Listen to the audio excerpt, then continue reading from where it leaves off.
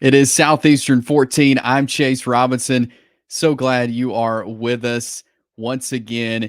And just want to remind you, all of our content here on Southeastern 14 brought to you by Bet Online. That is your number one source for all of your summer sports this season, whether it's MLB, golf, NBA, NHL playoff, latest stats, news, and sources available as you follow your favorite team.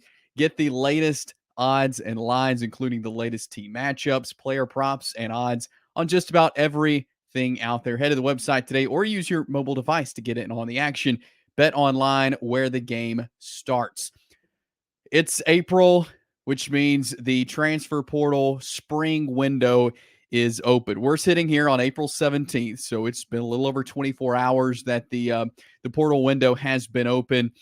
The spring window is not as active as the later like the fall winter window that they do have. So you don't see as much action in the spring, but there's still some guys that are hitting the portal, especially after spring practice. And so we're going to take a look at some players that are in the portal, and then take a look at some teams that I think will be most active as we move through the next few weeks. They'll have to the end of the month to enter the portal.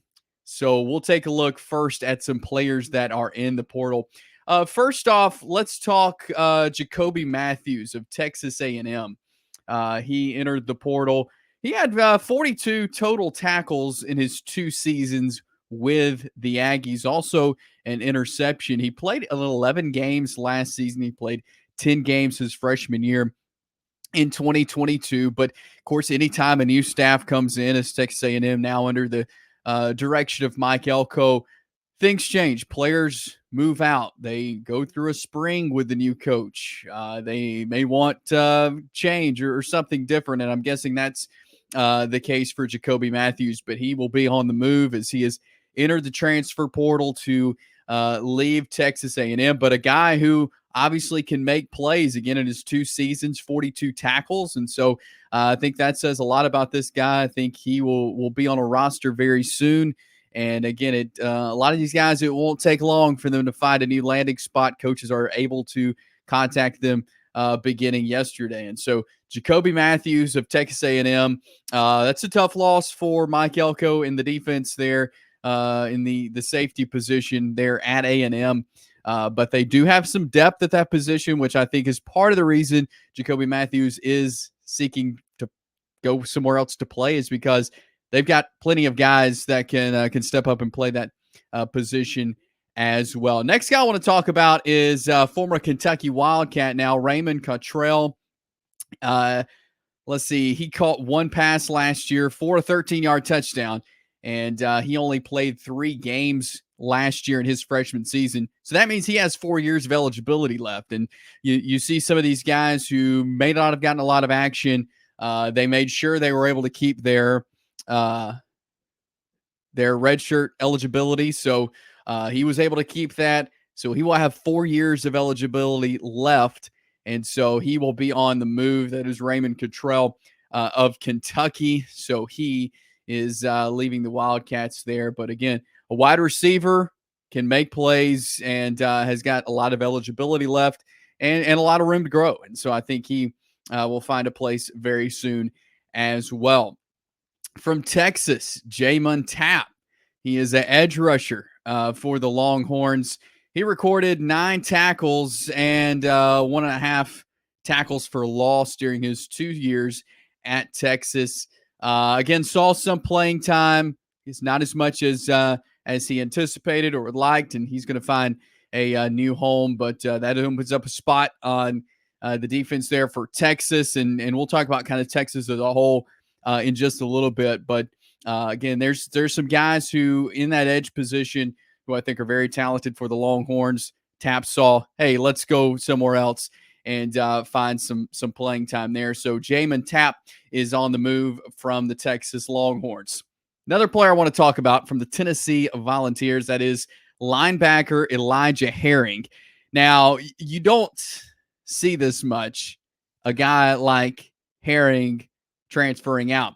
He led the team with 79 tackles last season. So Keenan Peely, who was the starting linebacker, was injured earlier last season, And so Elijah Herring stepped in his role and again led the team 79 tackles, and now he's transferring out. But Keenan Peely is healthy once again, and with Herring exiting now, it kind of makes it seem like Peely will get his job back at linebacker. And so Elijah Herring is on the move. Again, he's one of these guys, I don't think it'll take very long for him to find a new home because of his numbers, because he's got a lot of film being able to play a lot of last season. So I think that's very positive for Elijah Herring. The fact that he was able to play a good bit last year for the Tennessee Volunteers.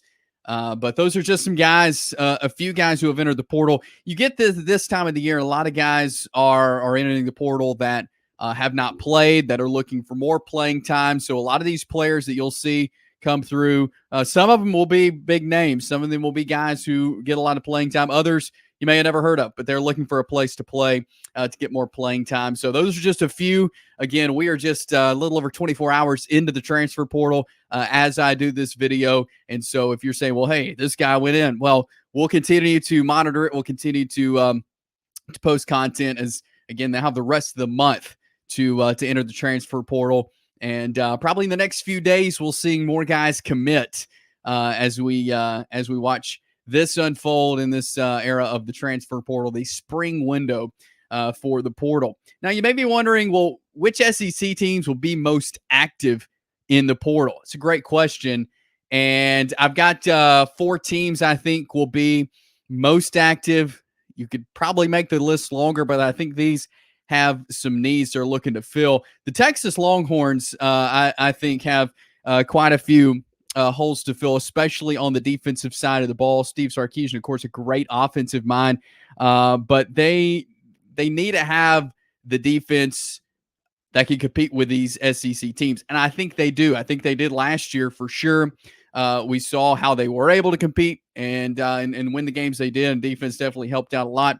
But I think they're really looking to fill some holes on the defensive line, and so I think that's what they're going to be targeting, some guys in the portal to stack up that defensive line. They're going to be going against some big offensive lines this season in the SEC. Another team, again, another newcomer into the SEC, looking to get some SEC talent on the roster, and is the Oklahoma Sooners. I think some issues maybe on the secondary, just as I've been watching some of their stuff this spring. They've got some holes they need filled on the secondary, and so I think they'll be leaning in on the portal here in this spring window. Maybe addressing some needs that they've seen maybe in the spring game and in spring practice of, hey, this guy, we could use him on the secondary. I think that's what they're looking to. Maybe fill some holes in the other area, but I think their concentration will be on their secondary. Another team, the LSU Tigers, also, again, they're looking to fill some holes on the secondary as they lost quite a bit from a season ago. Again, their defense, they're looking to revamp this thing and get it going right. They got a new coordinator. They got some guys they've kind of moved around in different positions. And so I think they're still looking to fill some holes on that secondary and create more depth. And I think that's what they're really looking to do is add some depth to the defense, as well as the defensive tackle position. Again, they've had to move some guys around between portal, between just losing seniors. They've got some holes on that defensive line. So they're really looking at the tackle position to see who they can get to fill some holes. So I think LSU is a team that's going to be hitting the portal here in the spring window. And another team, the Alabama Crimson Tide, as Coach Kalen DeBoer, first spring game this past Saturday. And he even said after the game in his interview with ESPN, as well as the press conference, that they are going to look at some guys in the portal, and they're going to look at some guys there on the defense as they're really looking to add depth in a defense that lost a lot of guys, whether to the draft or to the portal or seniors graduating. They need to build up depth on the secondary and the defense. So I think that's going to be a focus. I think they may go after a wide receiver or two as well to create some depth in that position. Running backs are strong.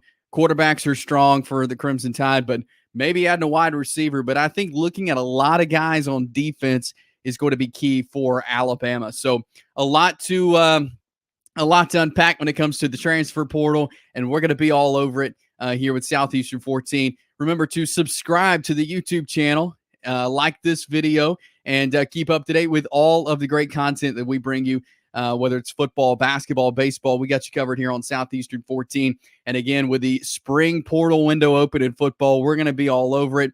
And again, you can follow us on Twitter as well at 14 Southeastern to keep up with all things SEC. So I'm Chase Robinson with Southeastern 14.